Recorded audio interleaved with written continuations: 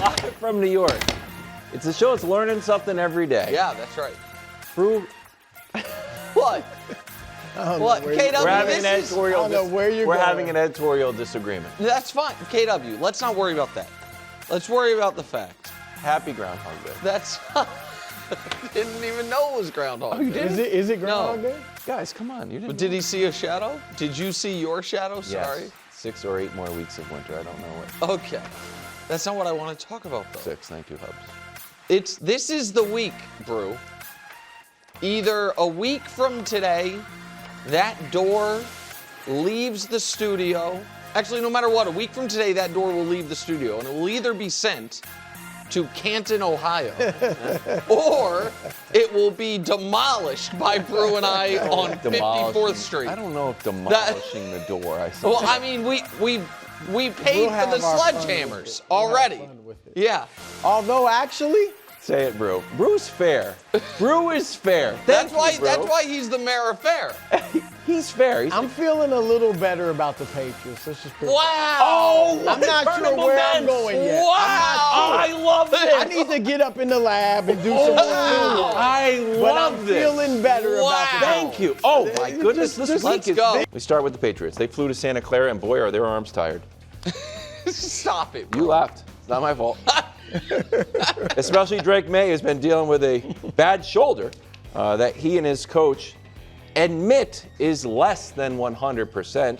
Seahawks coach Mike Macdonald was asked about Drake's shoulder. I had Josh and Hubs pull Drake's Super Bowl props.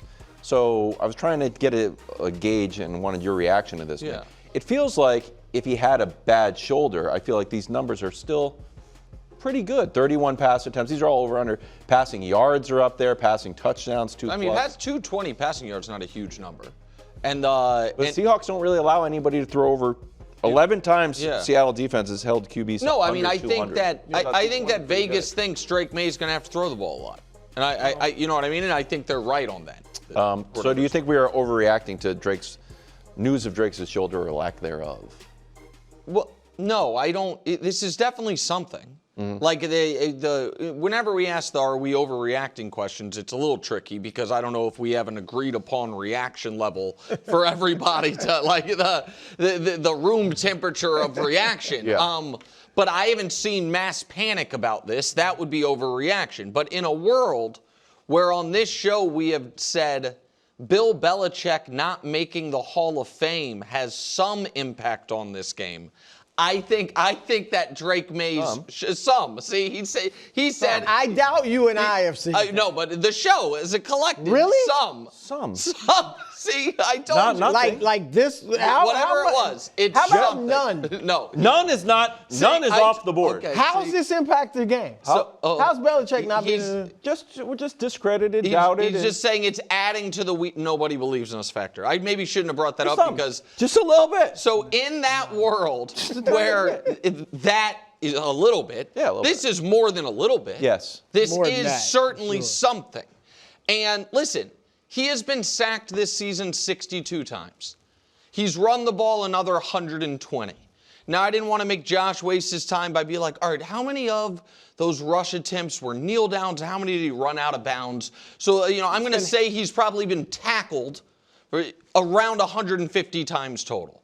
Oh, with the sacks. Right, with the sacks included in it, somewhere around there. And it has worn on him. And in the brave new world of lines of demarcation statistical analysis, like what last week when we got in the semi-argument about was the Rams defense good or bad or average, because they were really good and then they were bad at the end. Something very similar has happened with Drake May's deep passes, and it well predates any concern about a shoulder injury, which is Drake Maye, the first 2 months of the year, was the best deep thrower of the football by a lot. He didn't do it all that much, but when he did it, it was unstoppable. And Drake Maye, since those first 2 months, has been dead average at it. The completion percentage is bad, but the touchdowns are good, and we can show you that in league ranked terms, right? First 2 months of the year, first in completion percentage, third in touchdown interception on deep passes, 5 to 0 touchdown interceptions, or even those third was outstanding, and a passer rating that's 0.8 off best possible, best perfect. That's just a stupid. Correct. In a good way. Right. Like perfect passer rating. Deep pass. But the ranks are what to me is interesting. The last 3 months, Drake Maye on deep passes has been definitionally mid. And so that was before there was any concern about his banged up shoulder. Do you think that is, and I know the playoff numbers probably drag that down. A little bit, yeah. Okay, because that's 3 out of but for whatever it's worth, you know, one of the 4 touchdowns is the booty pass, which is in the playoffs. So, but you think it's related to a shoulder? No, what I'm saying is he already had for a couple months come back down to earth on what was a remarkable deep pass heater that he was on to start the year. That plus what I do think is a banged up shoulder is something. To me, it's certainly not nothing. How many passes was that? Is it like that was I could have done the math or because it was like 3. Just show the first one graphic again. I think it's 41 passes if I remember it correctly because it was 33.6 per game, and I think it's been 3.6 a game. They've played 11 or 12 games, so it's it's right around 40. Josh could tell me, but it's right there. It's 43. It's on the screen. Sorry, 15 of 43. Sure. It's on the screen. So that's it's not nothing. It's a also real number. Probably defenses obviously scouting them. Yeah, how good he was at it. This is a part of their game. Correct. Yeah, we'll defend it better.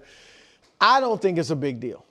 I'm looking at this. I'm looking at Drake Maye's shoulder like I looked at Sam Darnold's oblique.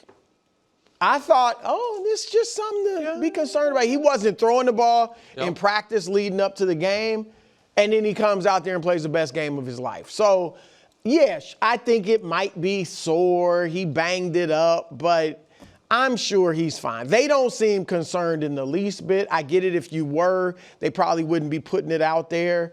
But I think he will be fine. I think if there's pain, they'll shoot him up. He'll be pain-free when he plays, and he'll be able to do his thing in the game. If he doesn't play well or if they lose, I don't think the shoulder will have anything to do with it. The Hufanga hit was kind of the line in the sand that everyone says, like, oh, look at he's grabbing his shoulder. There was another idea that he was adjusting his shoulder pads, maybe both. But after this hit is when they run the flea flicker to Mac Hollins, which he throws like a nice little pillow here. Yeah. So this was immediately after it.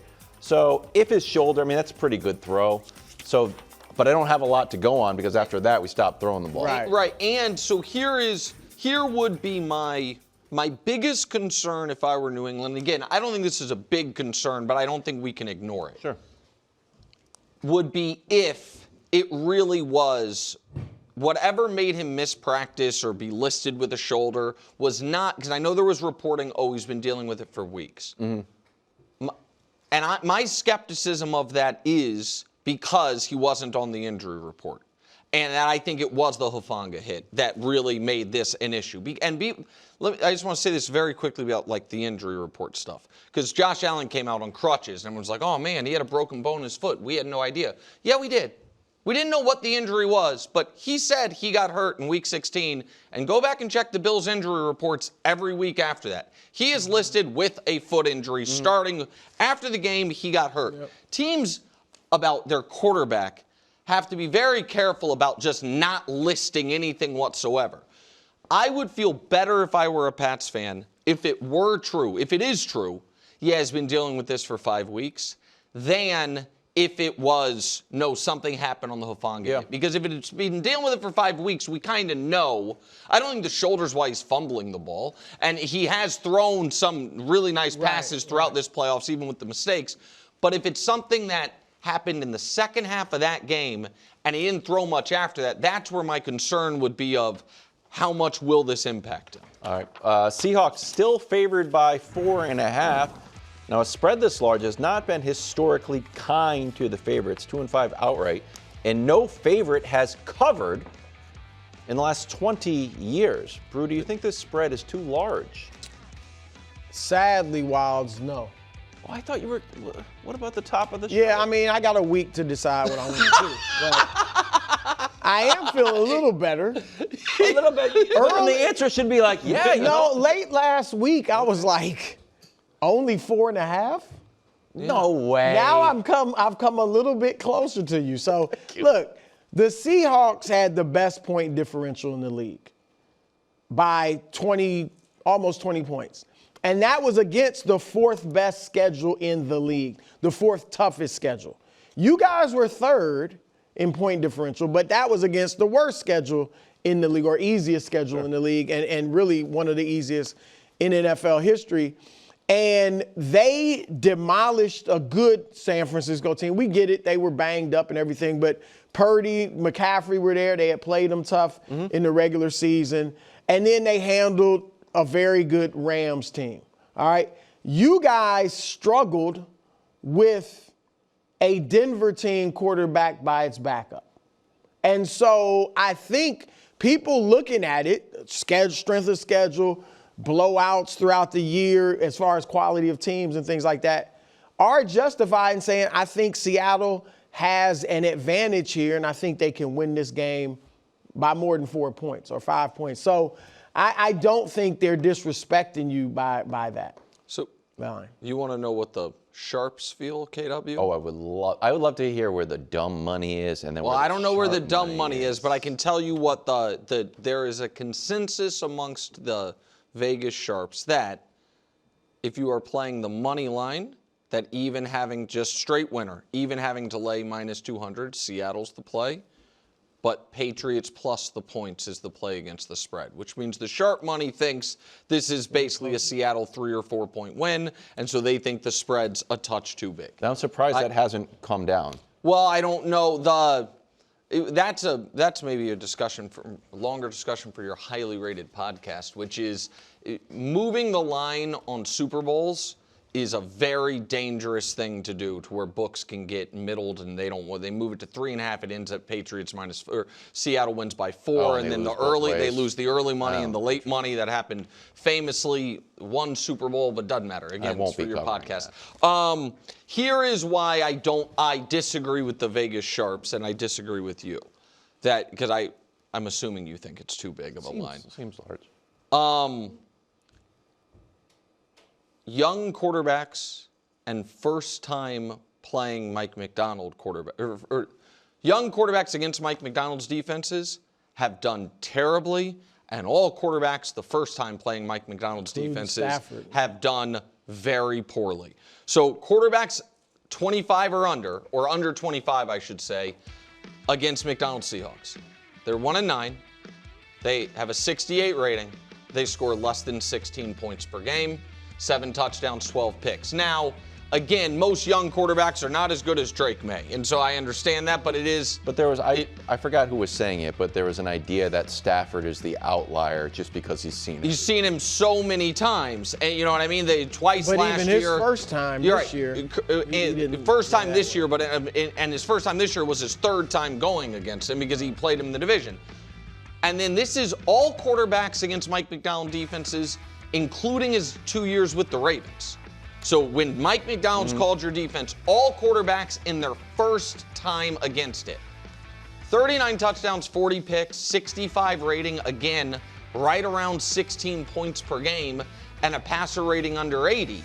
Like, that is spooky if you're a Patriots team that I believe, KW, the strength is their passing game.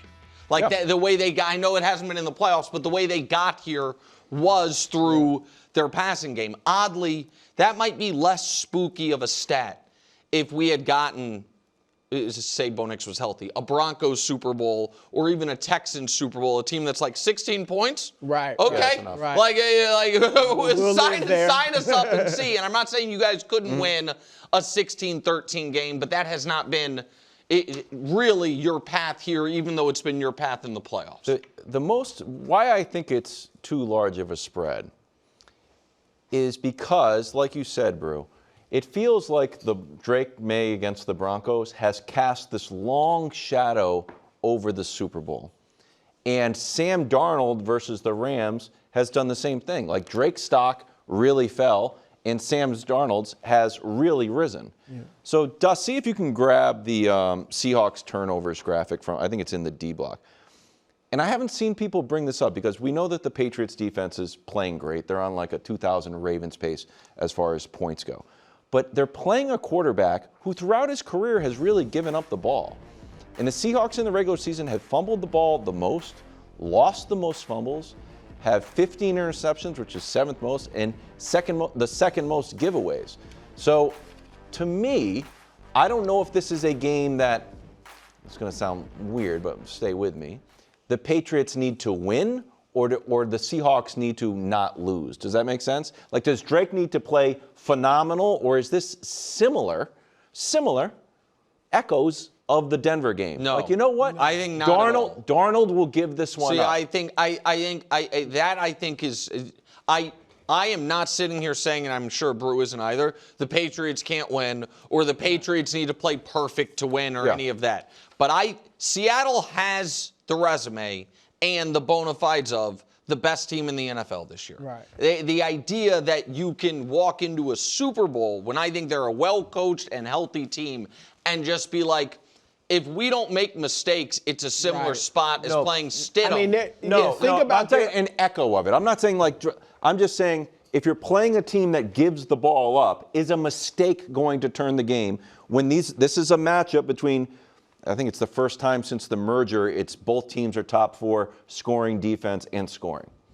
So I would say like a mistake is going to turn it. Yeah, and I just don't know if I even agree Seattle's a turnover-prone team or if they were just turnover-prone in those Rams games. If you just told me they had 28 turnovers and 7 of them were in the Rams, the 2 Rams regular season games, that to me, it skews it a bit. I don't know. Yeah, their offense is so much better than Denver's. It's not. I mean, the receivers are better. They got the arguably best receiver in the league. I'm just saying it's like run game. I'm not saying maybe I shouldn't have brought up the Denver game, but it's just a game that turned on a mistake from the quarterback. But if you're saying you think Seattle, like your guys' path is winning the turnover battle, I think that is, I think that's probably smart. I just feel like Darnold has played really clean football, in this postseason and dating back to Week 18. I just think he is, and I think the Seahawks stock is up from not just the Rams game, but the 41-6 annihilation the round. I think your guys' stock dropped in round 2 a bit in that Texans game. Whether you think it should have or not, I think it did. And the Seahawks stock skyrocketed in that 41-6. Yeah, I might be a man on an island, but I felt like the 49ers were a puncher, I think that's right. Surviving another round. It's like they're going to give it up. They were, but it wasn't annihilation. So. Yeah. Look, right. Nick is making me feel less good about the Patriots. Wow. He has some. Wow, I'm moving, I'm Brew. just saying. I'm taking everything in right now. Brew is I'm a blank slate undecided right voter. I'm just, Wiles is claiming an undecided voter, and then you check he's only donated to one party his whole life. LeBron had 22 last night in the Garden, and during the game, he was named to his 22nd All-Star game. Voting, of course, via the coaches for the reserves. All right, Brew, your reaction to LeBron's All-Star nod? Well, I'm happy for him. I feel like it's only right. Like, the All-Star game is a showcase and an exhibition. And LeBron has been the face of the league for the past 20 years. So I think it is right to have him there. And when you look at his numbers and the way he's played, 22 points, about 6 rebounds, 6 assists a game on 50% shooting. Yep. I'm not saying he's been terrific, but you can, and on the 6th seed in the West, a team that, is playing pretty good basketball, you can justify having him on this roster. And so I feel like it was fine to put him on there, and you can't look at his performance and be like, this is ridiculous, this is a joke. So I think it's good to have him on there. Now, I do think Kawhi Leonard is playing better than LeBron. Kawhi not being on this team is one of the biggest slights I've seen in a long time as far as all-star snubs. They've won 17 of their last 21 games. Kawhi's averaging almost 28 points a game. He's playing great. But the guy I would have had off instead of LeBron to put Kawhi on is Denny Avdia, who is a great young player in Portland. I mean, he's playing lights out, but they're 4 games below 500. And I do think you can look at LeBron. LeBron is the second option when Reeves isn't there, and darn near the third option when Reeves is there. I do think LeBron could score more if that was his role or he was being asked to, or if Luka wasn't there.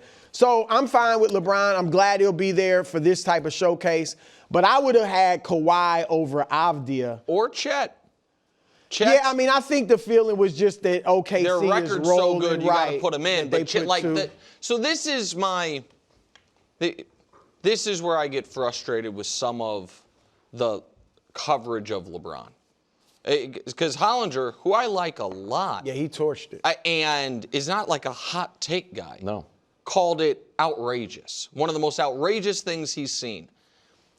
And I just wonder if folks, when it comes to this player, just have a total inability to remember anything that happened with other players that sit in the same room he sits in.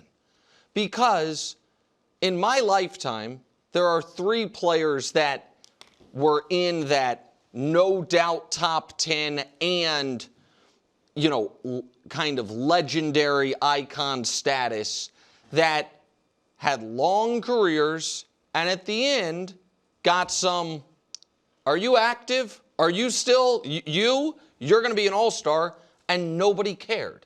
The first was Kobe, who we could show you his last 2 all-star appearances, but here's the last one. His team was 11-44. He averaged 17 points a game and was 35% from the field. Nobody thought it was an outrage. Right. Michael Jordan. Kobe and Jordan, were they voted by the fans? I'll be totally honest, that I couldn't look up. I couldn't find that. So I'm not certain. Here's Jordan. Jordan's first year with the Wizards, you can make the case he was a legitimate, even if his name was Michael Jameson, all-star. His second year with the Wizards, you know why he made the all-star team? He ended up averaging 20 that year. He had second half of the year, he averaged a little more. He made that team that year because he was Michael Jordan. And Kareem, his final year, was 9 points a game. and that he picked it up as well. I think he got to 11 in the second half. But you know what? He was Kareem, and he was active. I'm guessing so Dr. He was J an all-star. was similar. Oh, I didn't even pull Dr. I said probably made it his last and year, so too. It is disingenuous, in my opinion, for folks to act like this is unprecedented. What would have been unprecedented would have been LeBron, even if his numbers were half of what they are this year. Bruce said he's 22-6-6. The precedent is if he were 11-3-3 and the Lakers were the 12 seed, he's an all-star. That's the precedent with the Lakers. I think people lie to themselves a bit about what is expected and what is not. But can I make the counterpoint to that? I think that those were almost honorary ads. And that's not what we're trying to make an argument against Kawhi as just like a raw numbers, merit-based. But there was still someone left out. They didn't add a spot. No, I understand, but it just feels like I don't think you were making that like no one's wasn't making a statistical argument that Kobe needs to be there. Versus LeBron is almost a victim of being too good. Like I would argue, if LeBron was down to 10-4-4. Like, of course LeBron needs to go. Do you know what I mean? Yeah, that's fair. But I get what you're saying. I guess it would have been more of a sympathy. Let's see him. Just just like an honorific all-star versus like a merit-based all-star. The other thing that we don't know if this is LeBron's last year. Whereas Kobe we knew, Jordan I believe we knew. I don't think we knew with Jordan for sure, but maybe. I also didn't want to inundate people with numbers. Mm-hmm. For whatever it's worth. For Kobe and Kareem in particular, and kind of for Michael's second to last year with the Wizards, his numbers were almost identical to what LeBron is right now. Right. 22-6-5 on 50%, or I think his percentage was lower. But Kareem and Kobe, their second to last year, the numbers were way worse than Bron's this year. But again, they were Kareem and Kobe. Mm-hmm. The point I'm making is this, KW. I think you might be right, that it's like, are we making the argument that if it was anonymous ballot, blind resume, he'd be an all-star? No. Which is why I think the people writing about Kawhi's snub juxtaposed to LeBron's inclusion are missing it. Kawhi's snub should be juxtaposed to Chet or Denny or whomever, because LeBron's in. Like even Booker's playing great, but there's Talking about Phoenix Suns getting in. To me, I look at LeBron like this year, and again, if he plays 28 years and every year could be his last year, then at some point maybe you have to pull the plug on it. Yeah. LeBron's active and he's healthy. He's an all-star. All 10 of the NFL's head coaching vacancies are now slated to be filled. Seahawks OC Clint Kubiak to the Raiders, a Rams OC Mike LaFleur, Matt's younger brother Brew, to the Cardinals. No black head coaches were hired in this cycle. Your reaction? Well, it's disappointing for sure. Now there are 3 black head coaches in the league, 3 out of 32, which is low. And we know the climate of the country, this administration is less focused on diversity and things like that. So could this be a reaction to that? I don't know. I'm willing to give it another cycle, like the next cycle, which probably be next summer, if there are a lot of openings, and then no black head coaches, then it'll really be, alarming to me. I do think there are several guys that could have gotten a job. Vance Joseph, we talked about him. Denver, one of the best defenses in the league this year. He did a great job there, DC. Obviously, we always talk about Brian Flores. And I get it. Some owners may hold the fact that he's suing the league for racism against him, but he is working in the league right now, and he's respected. He's doing a great job. And then I think the guy Shieldhouse, the Rams quarterback, Nate Shieldhouse, the Rams quarterback coach, that's one of the best he's their passing game coordinator.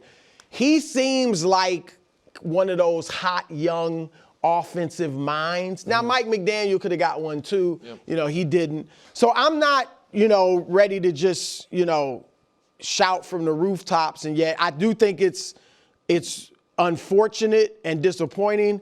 I'm willing to give it another cycle and see what happens then. But I think there are several qualified guys. Hopefully they'll get some of these jobs next year. And I will say this, though. I would like to see the Players Association release a statement just saying how this is disappointing. There are many qualified African-American coordinators and coaching candidates that should have gotten a job. And I would like to see them just put that on the record and release a statement. And then going forward, we'll see if this improves. If not, then you have to take more, do more things to right this situation. Yeah, this has been something that's been talked about for a long time and hasn't really changed very much. If anything, the numbers have gone down in the most recent years. And you look at the group of defense coordinators and defensive passing game coordinators, I think there were 14 guys there. There's less on the offensive side where that would typically, where those candidates would be drawn from. So the fact that Brian didn't get an opportunity, I'm sure it relates to the lawsuit, and he brought attention to this. What was it, 3 years now? It seems like 3 or 4 years. And he said, I don't want to go on an interview for the sake of going on an interview. Which, the Rooney Rule. Yeah, which makes a lot of sense. So the rule that was in place has now become something that's maybe not as positive as it was hoped to be. And then I'm sure there's frustration because you'd say, okay, we're drawing from offensive and defensive coordinators, but you see a guy like Phillip Rivers get an interview, and then how do you justify that? If you're anybody looking at this and say, okay, it's just if we're going for the coordinator group, and maybe there needs to be more black offensive coordinator, but then you go to Phillip Rivers and this doesn't make any sense. So it doesn't. So listen, Brew, you said there's 3 black head coaches right now. There were 3 in 2002, which was when they created the Rooney Rule. It was such a problem 25 years ago with those numbers, created the Rooney Rule, and now we're sitting here with 3 right now. I understand that ebbs and flows over the course of many years. It was 7, I think, is the high, 2017. Right, and so, like I said, it's kind of felt like 2 steps forward, 2 steps back. 1 step forward, 1 step back, and we're end up right around the same place. So why do we end up right and around the same place? I think there's 2 primary reasons, and neither of them involve any type of nefariousness, intentional malignancy, or racism necessarily. The first one is flat old-fashioned nepotism, which is, and the fact that typically white people marry white people, black people marry black people, your family is typically the race of, a single race family. There's just a lot of names we recognize. It's like brother, nephew, son, Shanahans and Shulas and LaFleurs and Harbaughs and Taylors and Schottenheimers. And there's 2 Kubiak kids right. showing Both up. The Joe Lombardi that just got fired by the Broncos is Vince Lombardi's grandson. So there are football families. And again, families come in all different shapes and sizes. I get that. That is my reality. But typically, families are monoracial, and so that happens. So that's a piece of it that I don't think means there's any bad acting going on, but it is just a reality that when it comes to coaching, general managers, certainly team ownerships, white folks have had a huge head start. And so when it comes to hiring sons and nephews and whomever, the Belichicks were part of a coaching tree if Bill had stayed. Like, this is what happens. The other one is a little more troubling, and that's what I would call, because I want to be charitable and I want people to turn their ears off, subconscious bias, which is at the highest level decision making, I do think for some there is an unintentional subconscious bias of, I trust this person to motivate my team, to inspire my team, to get hand in the dirt, show my team how to run a drill, and I trust this type of person to be a quarterback whisperer, to be an offensive genius.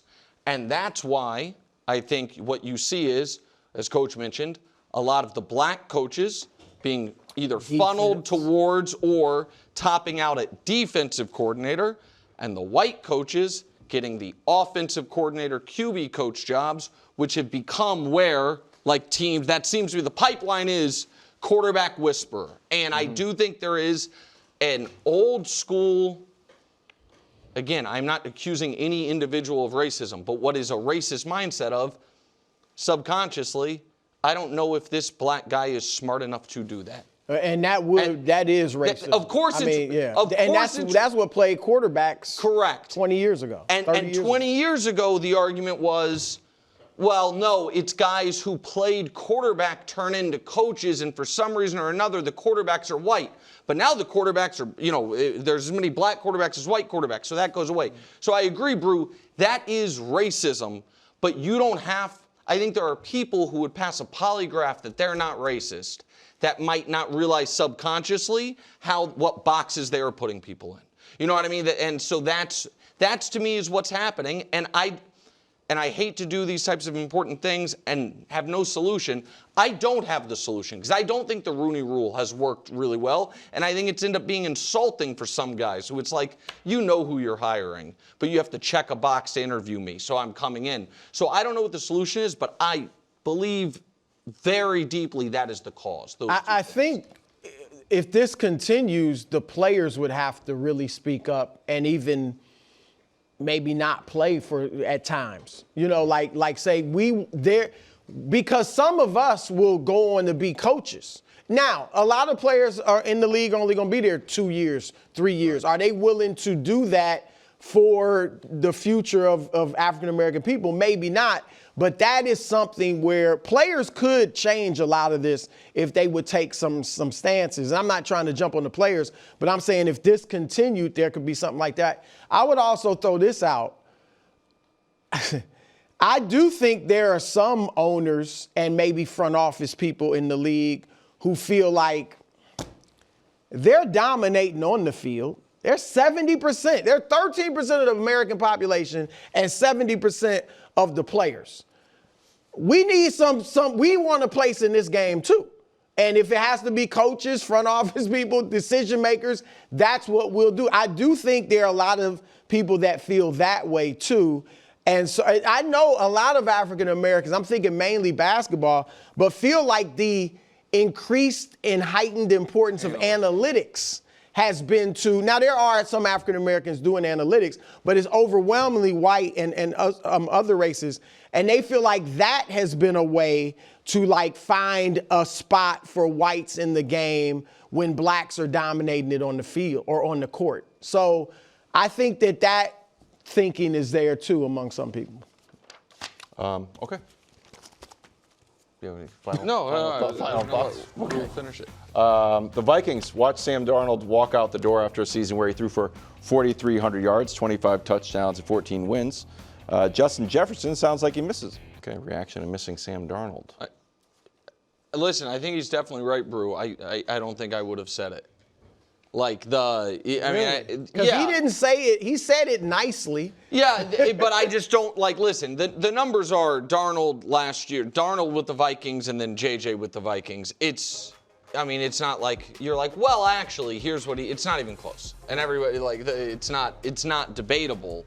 I just don't know, Coach, how helpful it is for JJ, who they hope is their quarterback next year, to hear this from the best player on the team. Like, I agree with him. It's just so blatantly obvious. Like, if he didn't say it, it was almost like patronizing, because it's so obvious, I feel like. Well, the owners just said it.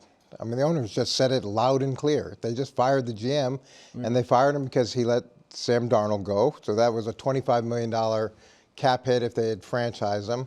And then there's been talk about the fact that they could have traded up to get Drake Maye. So now Drake Maye, who they didn't get in the trade, and Sam Darnold are playing each other in the Super Bowl, so that's problematic. And then there's also Daniel Jones. He was in the building too. Yeah. And goes and has a really, surprisingly positive season in Indianapolis. So you've got three guys that played much better than the guy that was there. And for him to say what he said, I'm with you, Brew. The owners just said it loud and clear how they felt about the quarterback decision and about the quarterback situation. So he's just parroting that. The Vikings are lucky Justin Jefferson is kind of a fun-loving guy. Because as much as I criticize like A.J. Brown, he could probably use a little bit of A.J. Brown in him. Just not maybe to go that far, but Justin Jefferson would be fully within his rights to be ticked off. This is his career. Like in 2021, he had 1,600 yards receiving. 2022, 1,800. That's with Kirk Cousins. 2024 with Darnold, he had 1,500. And then this year, career lows in yards. He was just over 1,000 yards per catch. He only had 2 touchdowns. Like, this is his career. We just talked about last week. Is he still the best receiver in the league? They finally found someone who could stop him. His quarterback, right. Like, he still could be, obviously is on a Hall of Fame pace. But, it's stuff like that where it's like, dude, I'm busting my butt to be the best I can be. Get me a quarterback. KW, do you want him traded too? Because you know who it reminds me of? Stephon Diggs? No. He's the offensive Myles Garrett at this point. Oh. Yeah. You know what I mean? Like, that's interesting. To your eye, one of the best you've seen statistically, on a per game basis, historically But great. this is just his has first been to year. the playoffs a couple times. What did you say? This is his first year, not like sort of being a non-story. late in the year. 2 years ago. Yeah, 2 years ago. The year Before Kirk's they got last year. Darnold. But Kirk got hurt. Kirk got hurt. Yeah, Kirk got hurt. Oh. And so but still, even with Kirk, it's just like they made the playoffs, I think, 3 times in his career, and it was with Miles been in the playoffs twice in a longer career, so it's not perfect, but an all-time great that feels like, man, in that spot, you're going to be in rough shape. Because in that right now, if you're the Vikings, sorry, Vikings fans, but I don't see an easy path for them. They're in that division, seemingly having to start over again at quarterback. Yeah. That's a rough. I thought you were saying that J.J. McCarthy was Sam Darnold early in his career. Thanks for watching. Subscribe here to get more from the show and to check out clips from other shows on FS1.